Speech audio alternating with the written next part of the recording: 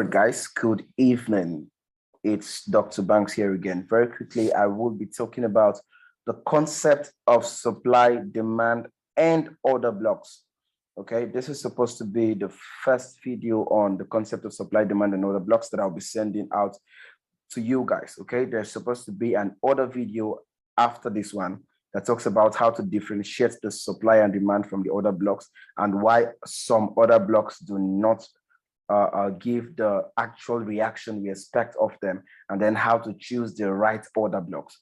Okay, but on this video in particular, I will be focusing more on talking about how to identify order blocks and how to identify supply and demand zones.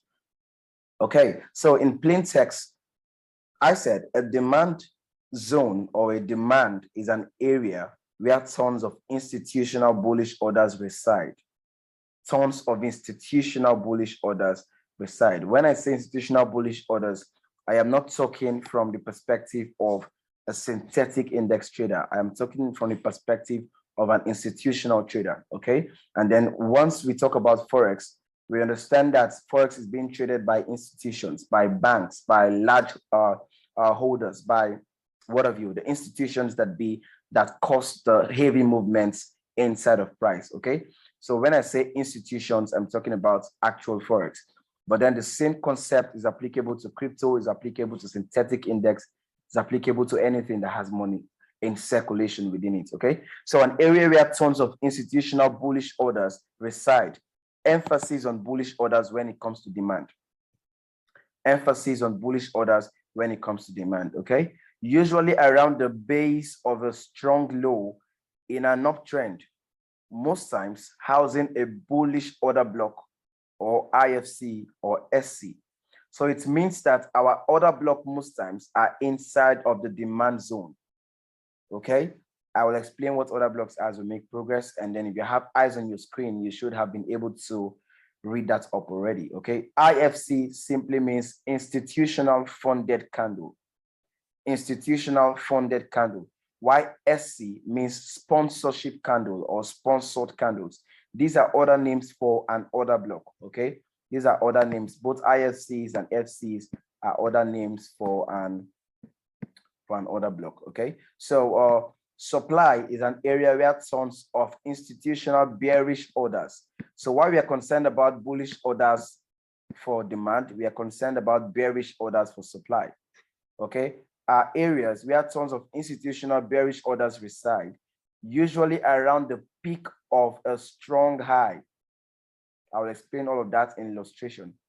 In a downtrend, okay? Strong highs are protected highs, just like strong lows are protected lows, okay? In a downtrend, most times housing a bearish order block or IFC or SC.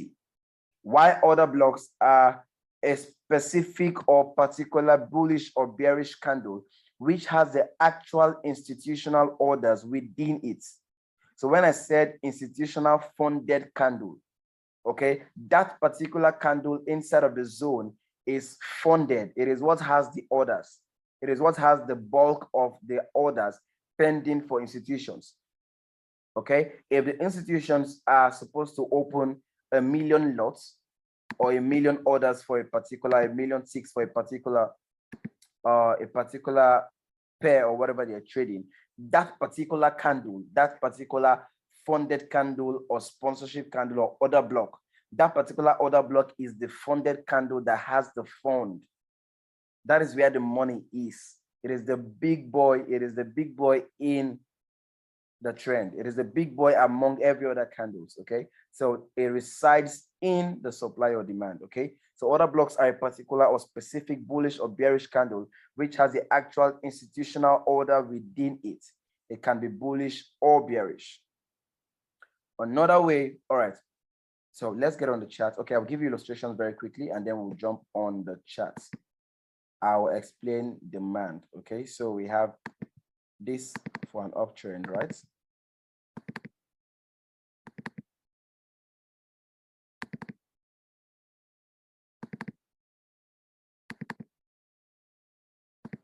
And so on and so forth. All right. So when I said demand is an area where tons of institutional orders reside, usually around the base of a strong low. Okay, this is the base. And then I told you guys our uptrending patterns are formed by the creation of strong lows and weak highs. Strong lows and weak highs, right? Strong lows and weak highs. Okay, so this is what demand would look like on the charts.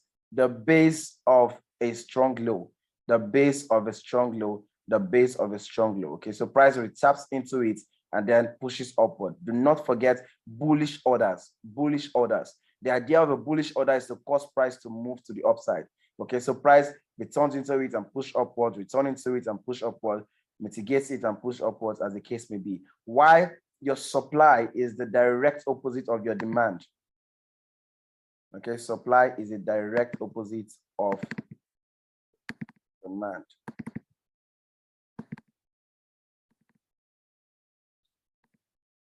Okay, simply creating strong highs and weak lows. Okay, strong highs and weak lows. So this should be supplies. Okay, supplies.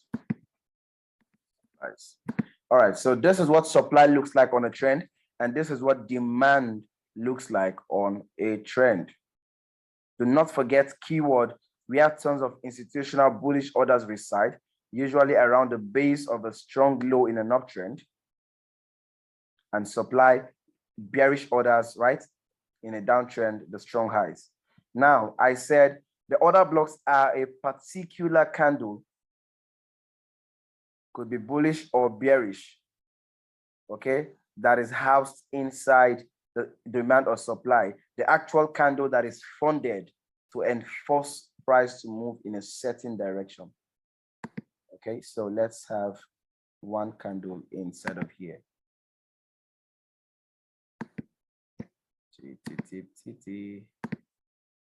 All right. Please do not pay regard to the color. I'm just using that to pass this illustration.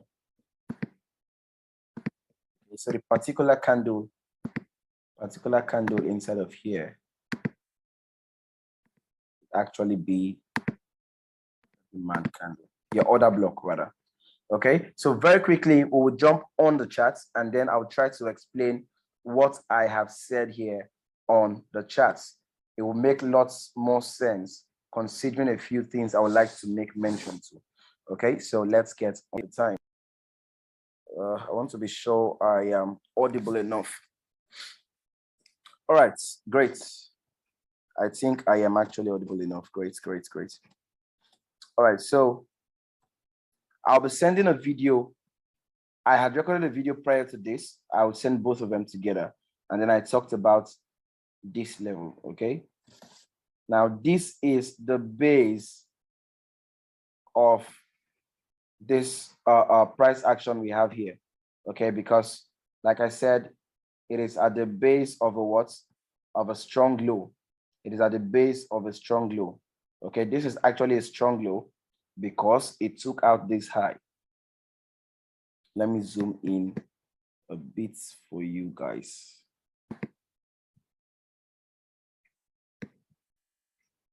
All right. I'll just have to. Okay, my PC is acting up, so I'll just proceed with what I have on the screen till it's done loading. I have some extra work loading on the back end. So if this is zoomed in enough, okay, good. I think we're back. All right.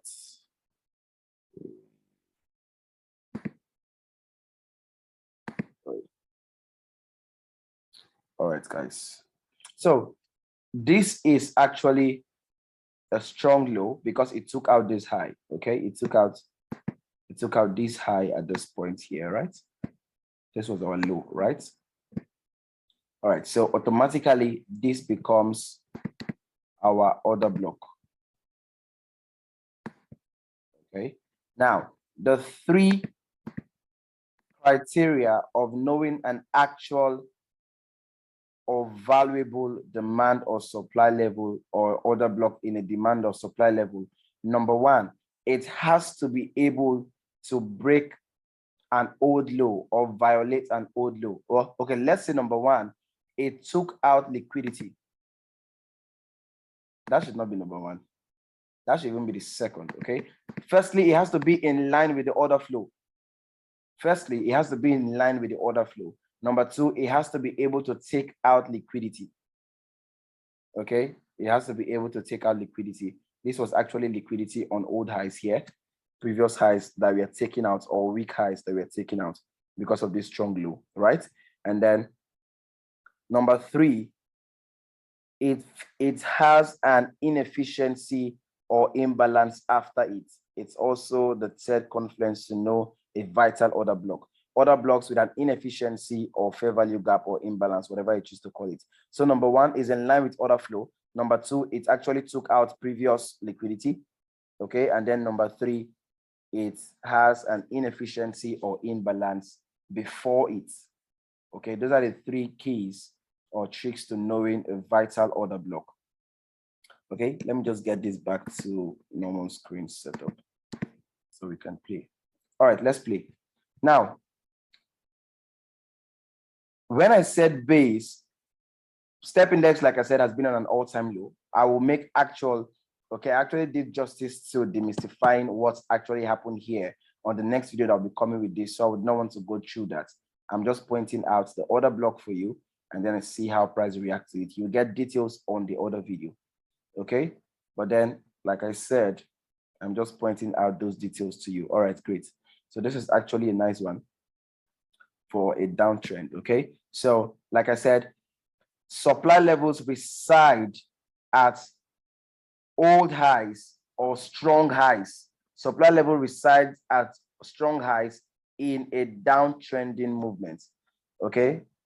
Strong highs in a downtrending movement. That's why we have this guy here as our actual supply block. Okay, some people like to mark out just the body, but then I like to mark the whole candle. Okay, the last bullish candle before your bearish one. Last bullish candle over here, right? Before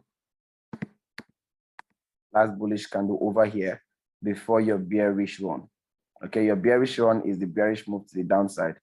Okay, so last bullish candle before bearish one. Okay, now this would have been a vital one because number one, it sponsored a move. I wouldn't have taken this. This would have been more vital because number one, it sponsored a move that took out liquidity. Okay, the last bullish candle that sponsored a move here that took out first criteria, it takes out liquidity on this side. Okay, so this is the bearish one, and then this is the last bullish candle. Okay, and then like I said, it is found at the peak of your strong high. Okay, so this is it. And then, like I said, it's a sponsored candle.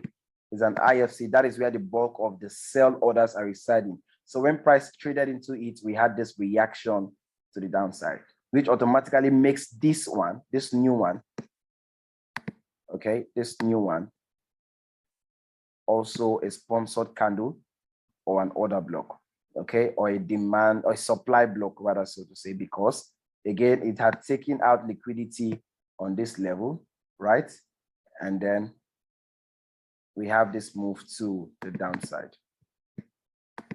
Okay, broke through liquidity or broke down to tap liquidity, and then price returned back into it, and we tapped into it, and then we continued to make sell-offs. Okay, to make sell-offs. Now, this actually here is also a nice order block, but we had not had price tap into it yet. We have not had price tap into it yet because I explained why price may not tap into this on the other video after this. I don't want to do too much of that on this. I just want to emphasize on pointing out the order blocks and then showing you how price react to them. Now, this one has one of our criteria, right? Last up candle before the bearish one, right? Okay, last bullish candle rather before the bearish one. That's what I mean when I say up candle. Okay, and then we can max it out and close. And then it is funded. So price came into it, tested and failed. As you can see, we have this range of imbalance between candle 1 and candle 3 over here. Okay, candle 1 and candle 3 over here. So price traded into it and then we continued bearish. Okay, there are tons and tons and tons of other orders, other blocks inside of here. Okay, this is another one. Last bullish candle before bearish run. Okay, so price traded into it and then we continued downward. Okay, lots and lots and lots and lots of them. Okay, this is also another one. Last bullish candle before bearish run, and then yes, we took out structure or liquidity at this point. Okay. So this is actually sponsored, and then let's trace it to. All right, this is actually a sniper move, right? So price help me God. Price retested back into this candle, or price mitigated this candle. Forgive my repetitions. Into this candle, and then we had this move to the downside. The same thing happened with this candle here. Okay, if I unmax this, okay, you actually see this candle, this particular candle here. I have explained all of this on the video that will be coming after this, so I don't want to take too much time on this. The last bullish candle before bearish run that took out liquidity from this point. Price came back into it. Yeah, it's funded, came back into it and then dropped to mitigate this, our entry on our demand level that caused price to begin to move to the upside. Okay, let me see if I can get a few other examples, and then that will be all for now. That'll be all for now. Okay, this was supposed to be a demand level, but was violated. Okay, I think we had price violate this demand level. Okay, and then I'll teach this when we make progress on demand and supply. Like I said, this is just an introduction to demand and supply. I'll teach field demands and field supplies in probably the next series that will be coming up. All right, so yeah, we have some other ones here. We have some other ones here, right? All right, great. And then what was the liquidity that was taken out? Old low. Okay, weak lows taken out, right? Price retraced back into the block, mitigated and continued to the downside. Okay, so we actually obviously look out for mitigation of other blocks in demand and supply areas whenever we trade. Okay, now this one was for this. This was for this. Yeah, good. So let's just mark that out. This became a new level of demand. And then as you can see, price traded into it, okay? Taking out liquidity. This becomes a very vital zone because we took out liquidity from all of these guys, okay? Old highs, old highs, old highs. And then also at this area, right? And then we scaled in and then we dropped all the way back downwards to an area inside of here. That if I scale down to a smaller time frame, I will actually definitely see another block that price respected at this point. Okay, I think we should do that very quick. Should we do that very quick? All right, let's do that very quick. Let's do this very quick. What dates? All right, so let's scale down to the smaller time frame and see what we actually mitigated inside of there to further buttress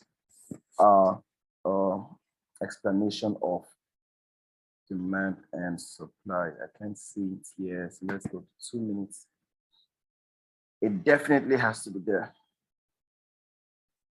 I hope I don't get to find and find and find and find. Okay. All right, great. So like I said, this was the last.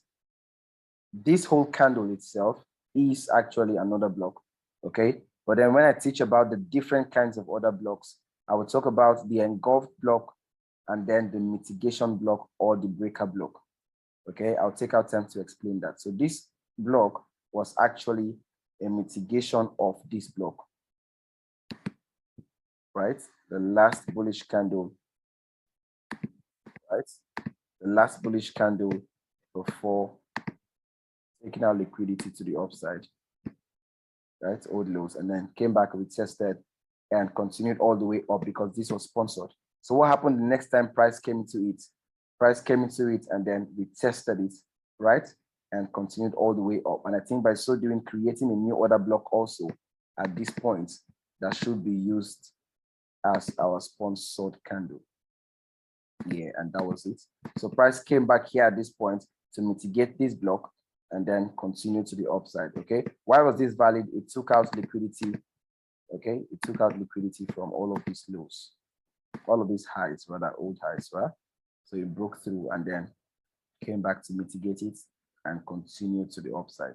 So I said, number one, it must be able to sponsor the last bearish candle before a bullish run, last bearish candle before a bullish run, or last bearish candle that broke structure before a bullish run, right? Last bearish candle that broke structure before a bullish run.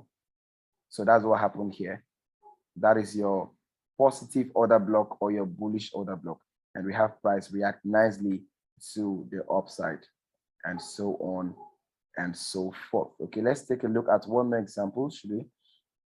Let's get one more example, and we'll be willing to move on to the next one. Move on to the next one. Okay. So this here, this young man here was our last bullish candle. They are everywhere on the charts. They are everywhere on the charts. Okay, you just have to be able to trade them in line with the order flow. The last bullish candle, right? The last bullish candle that actually broke structure. Okay, it led to this break of structure. So bullish candle before a bearish run that broke structure is your negative order block or your bearish order block. That is where you have the tons of sell order. And don't forget, it is inside of a what? Of a strong high in a downtrend. In a downtrend. This is a strong high in a downtrend, okay? And then we had price, we test into it and continue downward. Where did price continue downward to before we actually began to buy? The last bearish candle. Okay, I can keep marking order blocks everywhere on the charts. That's how price move from one block of order to the next order block, from one order block to the next order block. Okay, liquidity is what drives price, and it drives price to an order block that rejects or propels it to move, and then it goes up to tap liquidity and then goes to a different order block. Okay, so why is this order block vital? It was because it is the last bearish candle that sponsored a bullish move, which actually broke minor structure, right? It broke minor structure, went up, right? So price came back to retest the area, mitigate, and then continue. So most times when I have trade running and then you see my stop loss on 3 pips or 2 pips or 5 pips, I'm actually trading off the blocks and not off the zones, off the candles, okay? So this here is a 2 pip. The whole candle is just 2 pips. So if I had my entry on this candle, my stop loss would have been inside of a 2 pip move, okay? And the same thing applicable here. This is like a, yeah, the same thing to 2 pips, 2.6 pips, okay?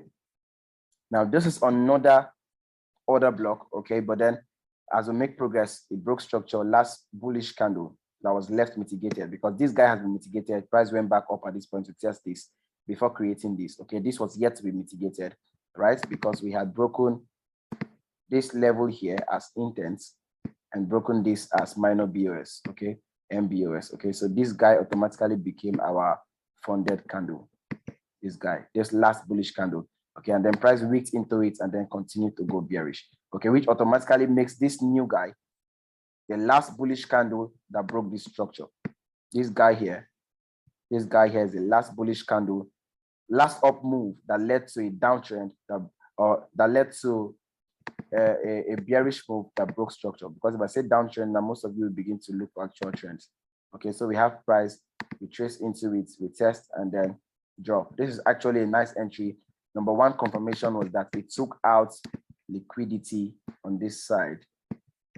We had external liquidity as old lows, old highs rather, on this level being taken out. to retest that area. And then if you look properly, this has a fair value gap inside of it. As small as it looks, it is actually very much vital. No value gap is not vital.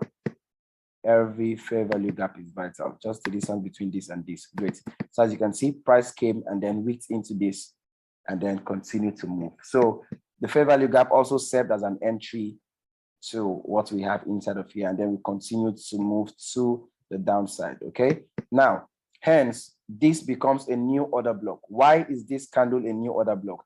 The last up candle, the last bullish candle before a bearish run that took out minor structure at this point, right? And then continued bearish. So this guy becomes the big boy that has the orders, that has the orders in them. Okay, so price came back to that level. And then if you also look, it has some level of, let me see if I'm correct on that. It has some level of inefficiency. Actually very small, but yes, valid. And then price came back into that level, wicked the candle, and then continued aggressively to the downside. Again, like I said, this would always be very micro pips. So this is about 1 pip. Okay, so I've been trading up a 1 pip stop loss and targeting an 11 pip move. So this should be around 1 to 11 or 1 to 10 thereabouts. Okay. What else? Okay, let's get one more and we are done. Let's get one more and we are done. This was supposed to be a nice block, but price failed to mitigate it.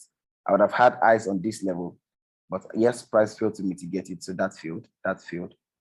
And then I'm certain we will be coming up to close this point. Yeah, we closed it already. Good, because we can't have empty spaces like that running in price. So we closed it already with this buy move. So let me just focus on the price that formed after this on a strong low. Okay, so this here is the last up move. The last up move that sponsored sellers. The sponsored sellers that destroyed this low. Okay, tapping liquidity here, minor break of structure. This was their sponsor. This is the real hoodlum. This is the politician that paid these thugs to take out, forgive me for those of you who are not Nigerians, to take out this low here, and then price came back to wick into it and then continued. The manipulation is the second time we have to come to wick to ensure proper mitigation of this zone. Okay, when I begin to talk about mitigation, I will talk about how order blocks are formed, what forms order block, and then the whole thought process inside of the creation of order block. But for now, I think this is enough news. I think this is enough news on order blocks. This was supposed to be a nice one, right? But like I said, the last up candle that formed before the whole move. So I can either choose to use this. Okay, I can either choose to use this guy here as my last up candle. And then price wicked into it, and then we saw fine moves to the downside. So this should be around 4 pips or 3 pips, 3.7 thereabouts. Okay, so this is not even up to 3. So this is nice.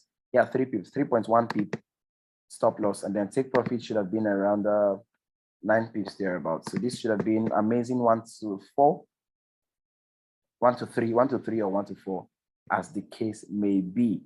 And then this was another one. Okay, so there are lots and lots and lots of them everywhere on price, So I want to believe that you understood clearly what I had just talked about. So again, the demand is an area where tons of institutional bullish orders reside, usually around the base. Okay, I showed you that's the base of a strong candle in a simple structure. Okay, as we make progress, I will show you how it looks like in an advanced structure when we begin to marry concepts together.